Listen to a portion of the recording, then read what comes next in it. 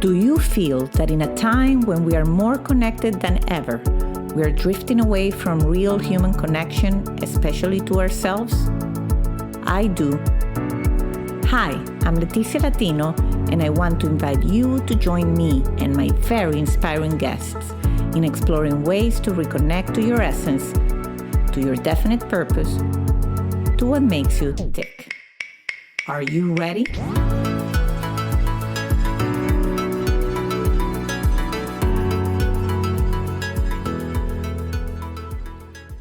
Hello, everybody, and welcome to a new episode of Back to Basics, Reconnecting to the Essence of You. Today, I'm joined by Howard Langer, a founding partner of Langer, Grogan, and Diver, a nationally respected antitrust and consumer law attorney, and an adjunct professor at the University of Pennsylvania Law School. Howard has spent decades fighting complex legal battles, but today we're also here to meet Howard the storyteller and learn more about his journey.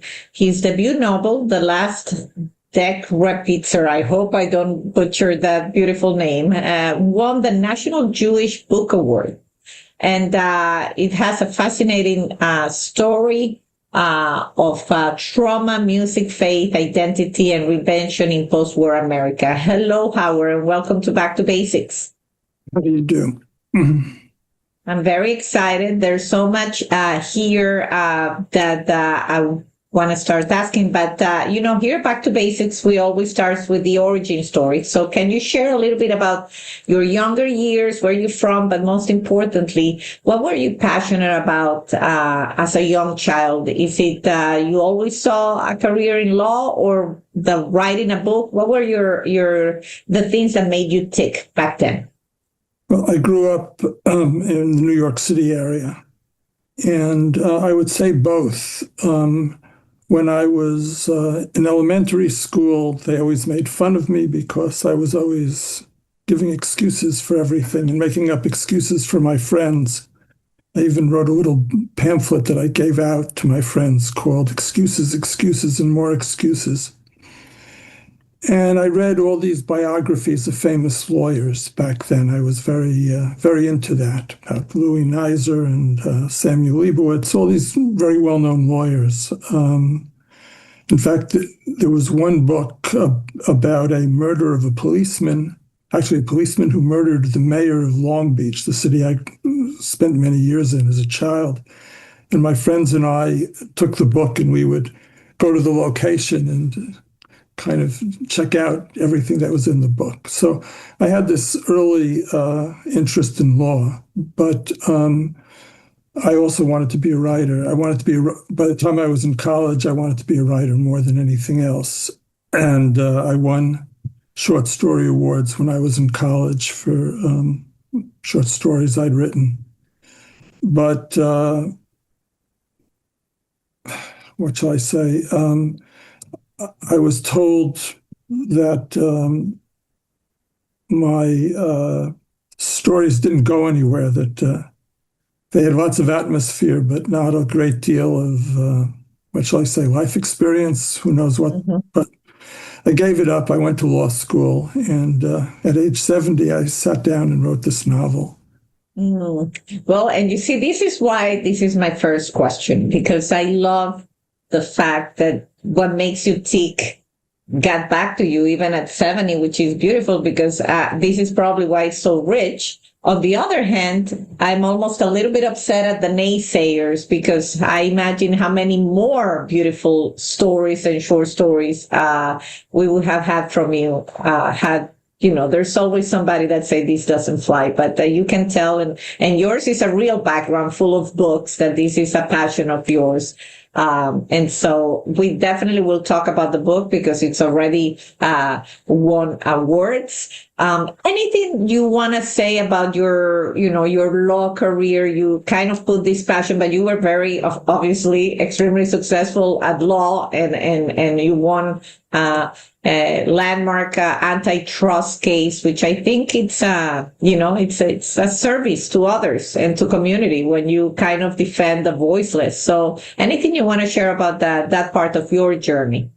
Yeah, well, my law firm has specialized we only tend to do cases that have a positive impact on society. We've been very fortunate that we could be in the private sector and yet be able to do cases like that.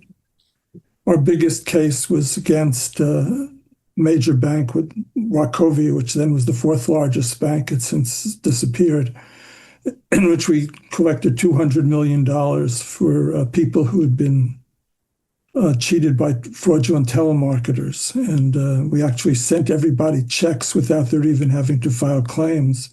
People got everything back that had been stolen from them. And we've done a number of cases like that for consumers. My biggest antitrust case was a price-fixing case against all of the manufacturers of corrugated boxes, also settled for over $200 million. Wow. So, yes, that's been a very, very satisfying part of my career is my career as a lawyer.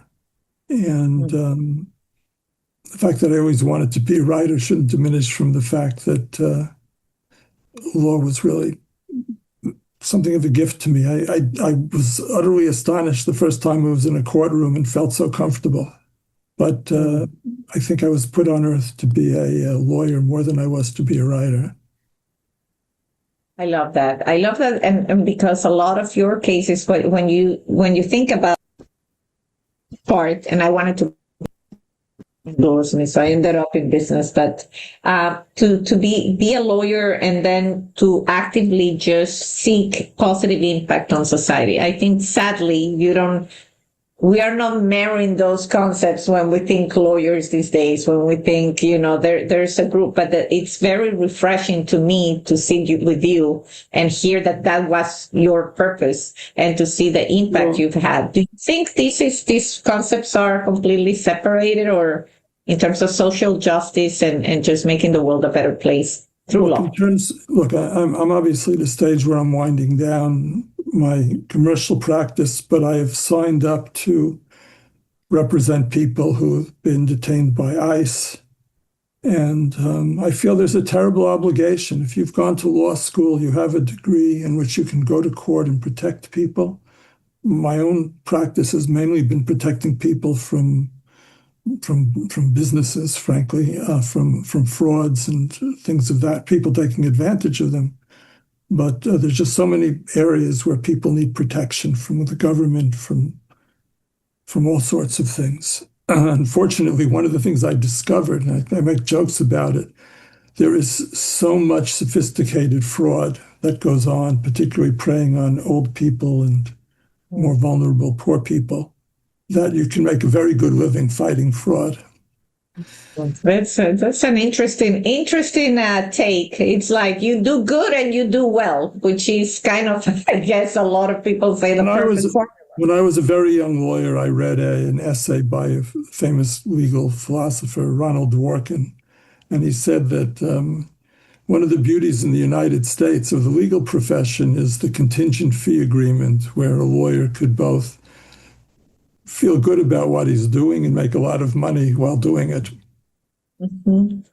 I love that. I would say, as a non-American born, non-US born, but now this is my country too, after 30 years, one of the things that always has shocked foreigners is like the litigious spirit of in the US, right? And every time I drive by a board, and I'm sorry, I'm going to give him free publicity because it's just, I don't like it. It's like that, whocanIsue.com, webpage. It's almost like it gives me such a bad negative reaction, because it's like, we shouldn't be thinking like that. We should be, because this is why we are messed up. Everybody's thinking, who can I sue? I agree with you.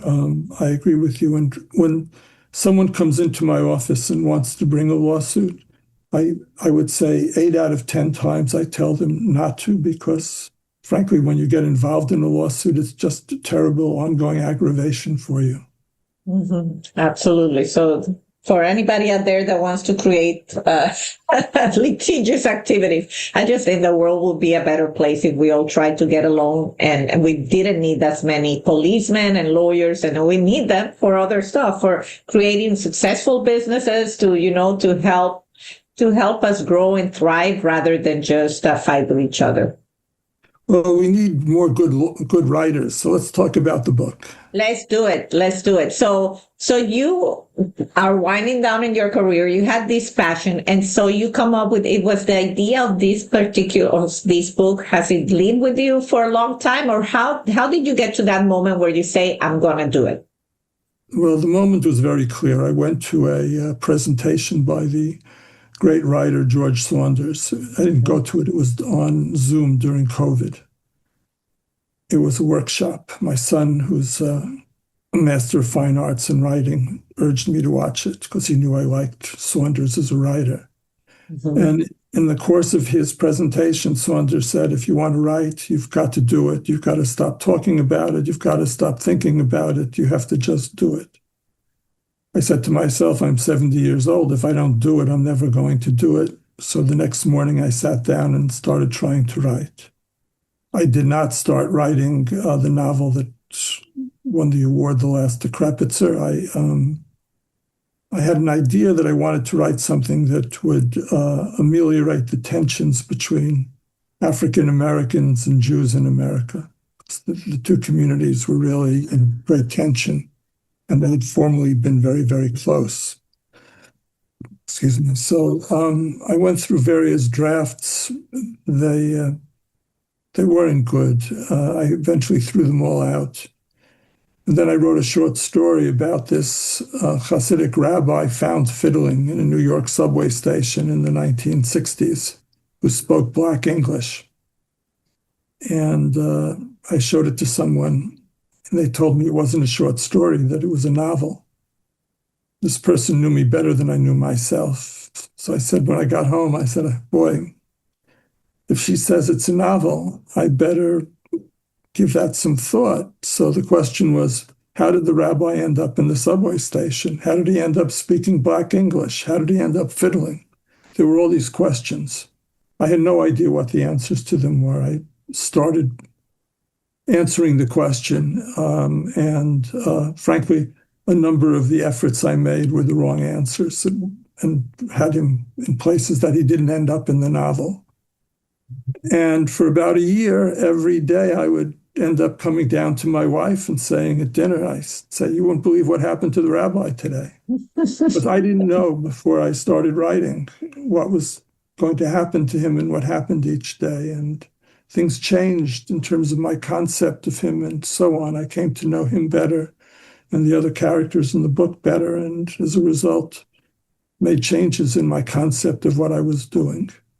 So that's how the book came about. That's fascinating. And I love writing, so I can relate to that excitement of not knowing what your character is going to do and just having the power to make them do whatever it is that your imagination can create. And that it's very exciting. And so how did you came up with the name? Well, the name Dekrepitzer has in it the word decrepit, okay? Mm-hmm. Jewish Hasidic sects, these are certain sects in Judaism, which proliferated in Eastern Europe in the 18th and 19th and 20th centuries. They were generally named after the little towns in which they were founded. And the leaders of the sects were generally named after the town. So famous sects or larger sects in America are known as the Lubavitchers, who came from a town called Lubavitch in Europe, Satmars from a town called Satmar in Hungary, and in the book there's a real character called the Bubover, who came from a town called Bobov in Poland. And so I made this fictional town Dekrepitz, and the rabbi became known as the Dekrepitzer. That's how they generally got named. I use the term decrepits, frankly, because I found or believed that the culture of Eastern European Judaism in the early 20th century, which was very poor, very discriminated against, very impoverished, and was facing the modern world, which was kind of sweeping into the East from the West. And I felt that that culture, which kind of got celebrated in America and things like Fiddler on the Roof, was really wrongly celebrated, that it really wasn't a very pleasant experience at all for the people. So I felt it was kind of decrepit. And if I took the word decrepit and I added the Z-E-R, Dekrepitzer, it sounded like a Hasidic sect. So that's how it came to be. Well, I love it. I think, it's interesting because I was just traveling for work, and you find the bookshops and you wonder, what do I want? And it's incredible how much the titles call to you. I mean, it's illogical that a title is going to call, but right now it's so overwhelming that the ones that stand out and that are propose a different take. It was a mistake, frankly, as a title, because nobody can pronounce it. That is true. I mean, it's hard, but it creates intrigue. I don't know. I find it like, okay, I want to know more about this one. It's my reaction. So when you find titles that are like a little bit cliche, then they sound good, but it's like they don't intrigue. And so was it a special calling in terms of, besides writing a good, engaging novel, was there an objective, like something you wanted the world to know in terms of maybe your background, your heritage, something that you say, if somebody reads my book, my novel, I want them at least to have these points of knowledge that are important for me to share? Well, I didn't have that as an object, but critics who've reviewed the book have said that it has an unusual amount of detailed Jewish learning in it, in terms of theology, contrasting thoughts of different characters, reflections of the tradition, and so on. What surprised me a lot was just the other night I gave a talk, and a woman from Mississippi came over to me and told me that it was astonishing how accurate my description of Mississippi was and life in Mississippi in the 1950s. And I kind of smiled to myself because I've never been to Mississippi in my life. I've never been close to Mississippi in my life. And it was all done through my imagination because I didn't do a great deal of research either. I just kind of imagined what it would have been like. But part of the advantage I had in sitting down to write when I was 70 is that I was sitting down to write when I was 70. So I had a life of experience, reading, seeing, and doing, that I could bring to my imagination, which is an advantage that a younger writer doesn't have. A younger writer has different advantages.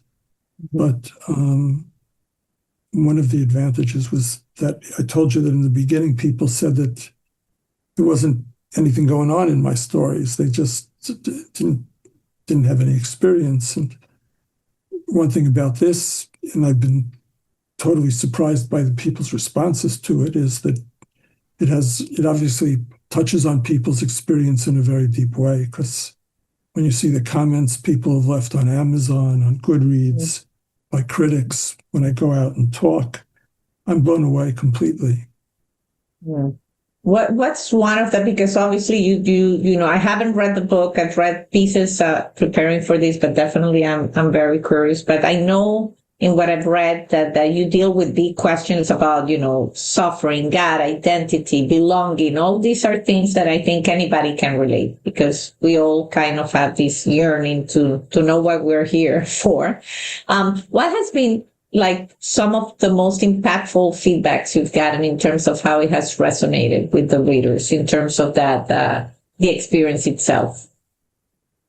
Well, on the one hand, the thing that has been most satisfying to me personally is how much people like the writing of the book itself.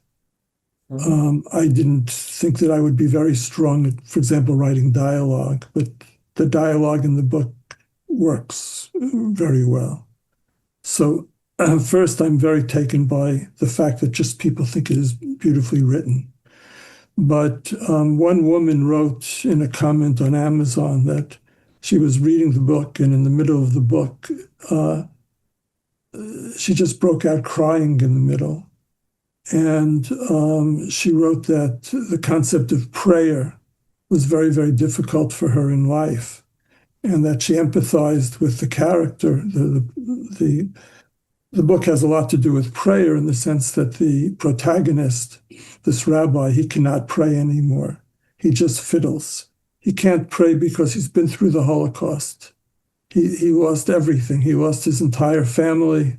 He lost his town. He lost all of his followers. He lost absolutely everything and ends up living among the blacks in Mississippi. Well, if you want to know how that happens, you have to go read the book. Yeah, But what he does is he fiddles.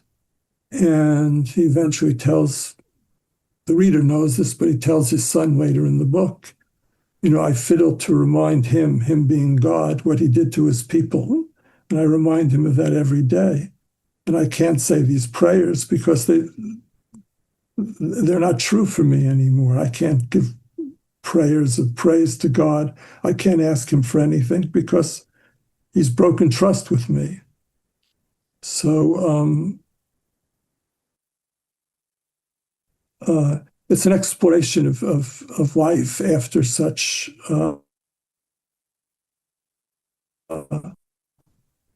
such horror, because there's no question that the Hasidic Rebbe, which is even more than just being an intermediary, he has no doubt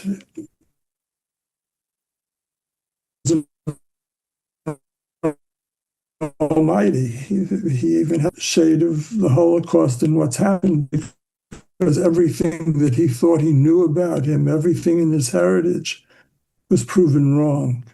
So that's what the book is about. Living in that circumstance. I'm not surprised why it has been award-winning, because just by you telling him, like, I'm curious, I'm like, I want to keep going. I'm like, okay, I'm going to go buy the book. Of course, it will be on the show notes for anybody to go to Amazon, get your copy. But I really appreciate the fact that you wrote a story that embeds history, embeds a real-life story that many can, not only relate to, but those that didn't have the tragedy to live through it, better understand and be more empathetic to one of the worst moments, I think, in history for humanity. Now you said, well, yeah, you're retiring as a lawyer, but you're writing. I'm sure now that there's other books, ideas. What is making you tick these days? Is there new projects? Is there anything, a book tour? What is Howard excited these days? Last stop on a year and a half of events all over, a lot of them being like this on the internet. But it was quite an experience for me. I had over 30 events in the course of a year all over. I have to admit, it began to get into a kind of a stump speech about things, but it was something I always wanted to do. In fact, the last event was at a synagogue in Philadelphia. I'd been to that place only once before, 18 years ago. My wife and I sponsored a talk by the great writer Daniel Mendelsohn. Oh, wow. And that was the only time I was there. We did it because it was an opportunity for us to meet him. And as I told the people, in my wildest dreams, I never thought I would be the invitee to be speaking there as an author, when I was there, as I say, almost 18 years ago.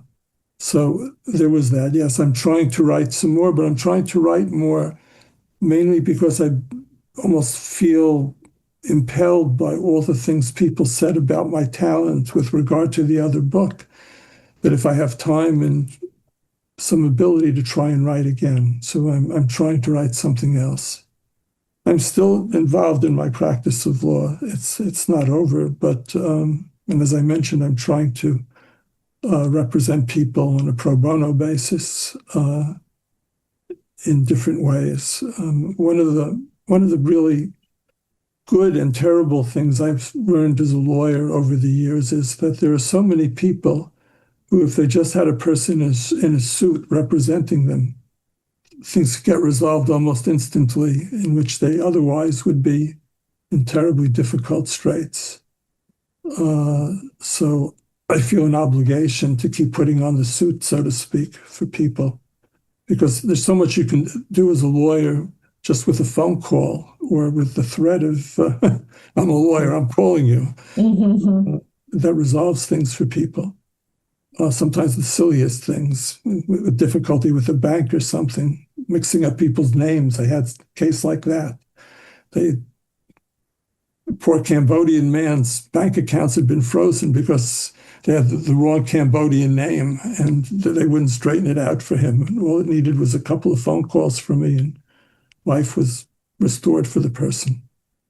So there's plenty to do, all kinds of exciting things, but there's much greater urgency when you're older because, your time is limited. I was very inspired once by reading something that Muhammad Ali said. He said, I'm at the age where I got to start visiting hospitals and old age homes. Well, I think, my dad is 91. He still shows up in the office every single day and works like, he's starting his career. So I think you have a lot of road ahead. And I just love the fact that what you said, it's even if, yes, there is an urgency as we age, but that everything is possible no matter what age. And I am a believer that time, I like to think God's time, but universe time, or whatever it is that we believe in, is perfect. And so I am very grateful that you're putting these incredible stories, but also important, impactful work to help others. I think that's really inspiring in terms of the journey. So Howard, besides writing, my last question on every episode is about, again, what makes you tick. So in times like now, at this stage in your life, and you have, I don't know how many speaking engagements, and you need a break, and you need to reconnect to your soul. What's the practice or place or thing you do to achieve that? I don't know if it connects me to my soul, but also late in life, I took up banjo playing. Mm-hmm. Mm-hmm. And I play the banjo a great deal. I saw some videos. We'll make sure that we will put it there. Music, well, people know, because I've said this before, my husband is a musician.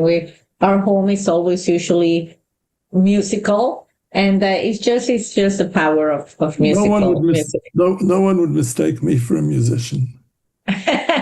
Well, that's the thing. You have the ability to keep surprising, like you're top shot lawyer doing important work. And then you tell, here's my award-winning novel. And then you play the banjo too. And this is why you're on Back to Basics, quite frankly, because I'm a proponent, and this is what I try to do with each guest and each story, is inspire others that have allowed themselves to get convinced that it's too late for me, that it's never going to happen, that I don't have it in me, that all it takes is doing what you did, like just start it, just do it one step at a time. And usually it's not A to B, it's like a whole different, intricate road, but it's worth journeying. We haven't discussed it.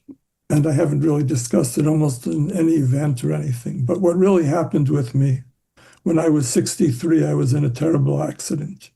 Okay. I was in a coma for several weeks. I was in the hospital for 8 weeks. And basically both of my legs were very badly broken. And that was age 63.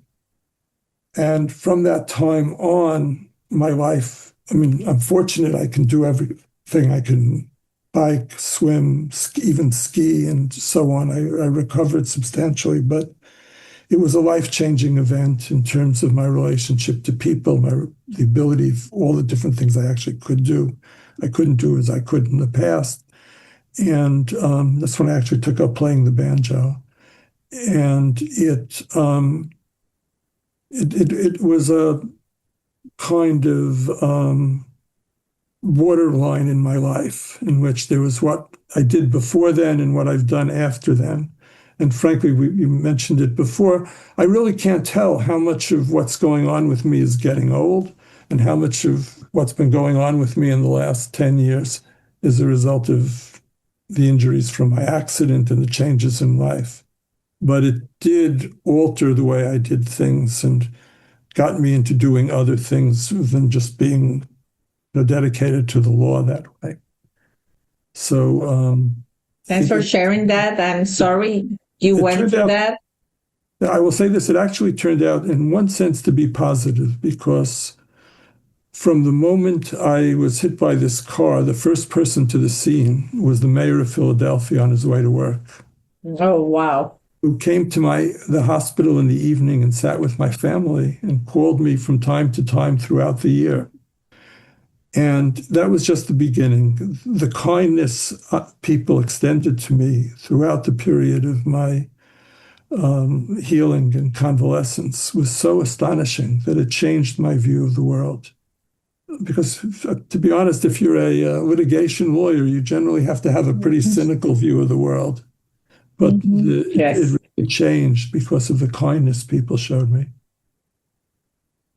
That's powerful. I'm glad you shared this with us. And I know I love guests that over 300 episodes I've learned there's one point like that in every guest's journey. There's a moment, either a big accident, a divorce, diagnosis. But a lot of people decide to make that the central part of their journey. Like, I love the fact that you are sharing that, saying, oh, by the way, and then you share this important moment, because it's great to hear when you don't allow that super tough experience to define who you are and what you're doing. But it certainly brings a different color in your story. And a reminder to all of us that every day we have to live it with gratitude. And somebody said, suffering and pain is meant to cleanse our human experience somehow. And I do believe there's some of that through suffering and pain, we shed our human living of what's not necessary, and we focus on the important things, which you mentioned, kindness and caring for others, etc. So I'm very, very grateful that you shared that, and happy that you had a full recovery and now are playing the banjo and got so many other things in your life, thanks to a bad experience. Okay. Thank you so much, Howard, for being part of Back to Basics. I'm sure people are going to look into the book. And I'm a new fan, and I'm looking forward to what next book looks like. And to all of you out there, I hope you enjoyed this episode as much as I did. Please rate, review, and share, and go to Amazon and buy the book. And until a new episode of Back to Basics. Thank you, everybody. Okay, be well. Thank you. You've been listening to Back to Basics. You can follow us on Instagram and Facebook. If you haven't yet, subscribe, rate, and review this podcast on Apple Podcast or any of your favorite streaming platforms. This is the best gift you can give us. Join me next week for another Back to Basics conversation. And if you want to find out about other exciting things I'm working on, visit leticialatino.com. Thank you, and until the next time.